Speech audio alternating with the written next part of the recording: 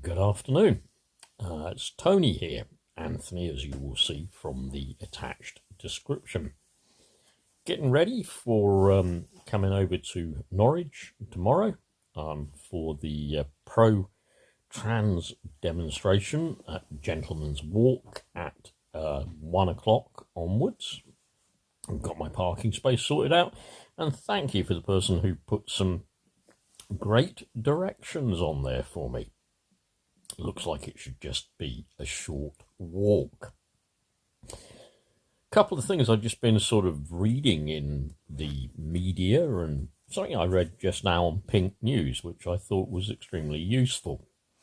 I think it is important for people to remember, and by this I mean everybody, this Supreme Court ruling in the UK is just that.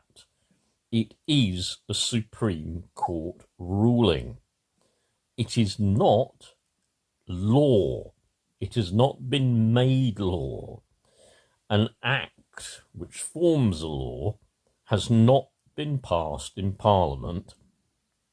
So, in fact, for a trans woman to use a woman's toilet would not be breaking any law.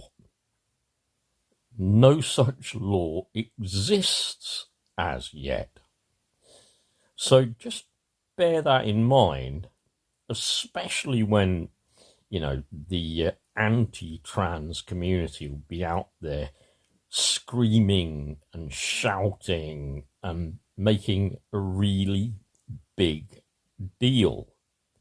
This is not yet been made into a law. I also want to say something else I've picked up, and this was from the NHS health service unions. My union, of which I am still a member, is Unite. Big shout out to any Unite members going tomorrow. Big shout out to any NHS workers in any category, from doctors to nurses or whatever, attending tomorrow. I really hope to see as many of you there, and I hope to see plenty of people there representing our unions, of course. We in the trade union movement, I feel, stand in solidarity with trans people everywhere. But the news I hear from the NHS unions, well, at least from the NHS, is that they are going as far as they are allowed, as far as NHS policy dictates that they can, to try to really take care of the needs, obviously, of all patients, and in this case, all trans patients.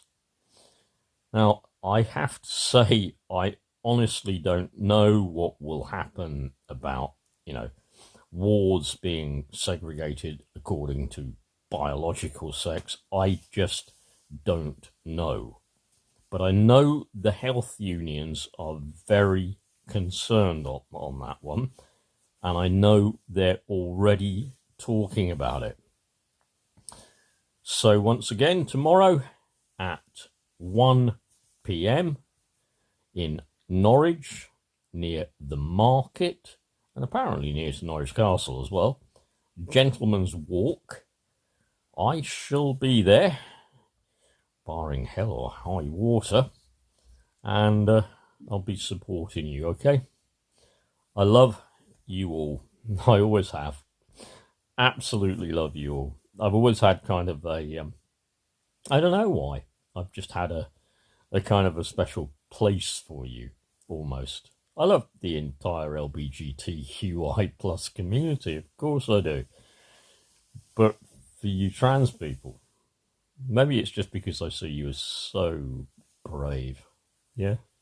I see you so amazing as well. Oh, and so imaginative, and oh boy, just really pushing the boundaries. And that's great. and all you're doing is being you. One other thing I think I will state, okay? Not to be too dramatic, but we'll try to keep this under 10 minutes. I want you to all, everyone in the LGBT community, plus community, to remember I'm a student of politics and history many, many years ago. And of course, one of the things we looked at in history, certainly in politics as well, was the rise of Hitler and the Nazis in 1930s Germany. Now, when you see those films of the burning books, remember the tiki torch Nazis in America? Instead of having sort of flaming torches, they had lit tiki torches, and they went around trying to burn things, including books. Well, when you see the films from the 1930s of the fascists and the Nazis burning bonfires of books, I just want you to remember something.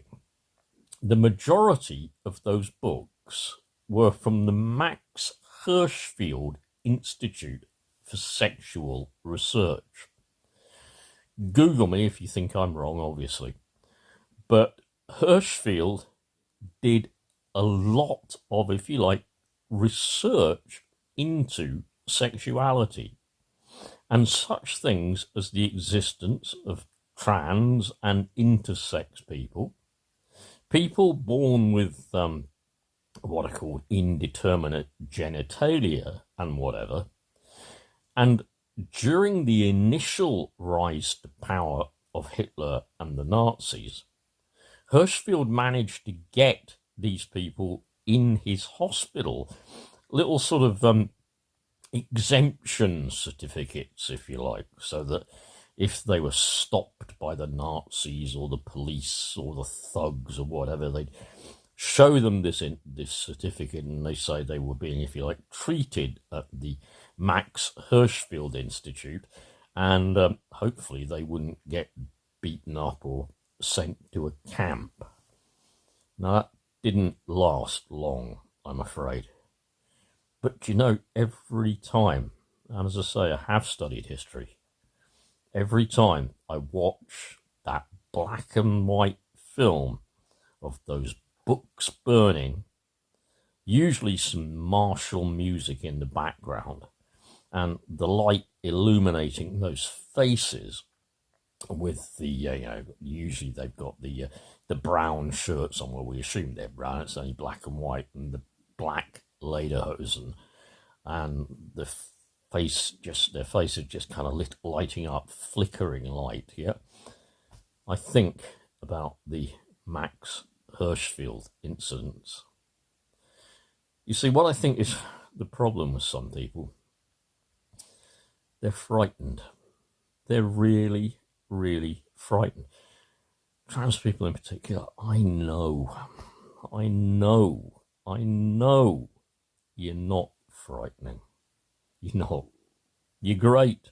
Oh, I mean, don't get me wrong, I expect like everybody else, you get angry, you get moved, you get frustrated, you even get in a real bad mood. You might even every now and again have a go at somebody, of course, because you're human, yeah? I don't paint anyone as a saint. I'm certainly not one. But I just want people to remember that's what happened in Nazi Germany. And everyone's going to go, oh, you can't just keep bringing Nazi Germany into this. This is ridiculous. This is too much. This is not going to happen in this country. It is so wrong. But remember, these people, even in the 1930s, were just a small percentage of the population. Hirschfeld had some amazing things, and imagine the scene in 1930s Berlin where you had all the clubs and whatever. Well, we know full well, of course, sort of leading homosexuals like Christopher Isherwood and W.H. Auden from Britain, on which the film Cabaret was based, they all gathered there. And of course, intersex and trans people gathered there.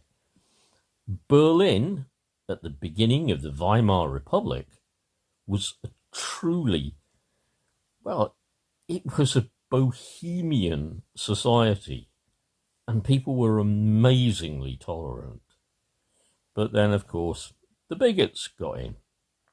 And then when the bigots get in, well, they've got to find somebody for you to hate.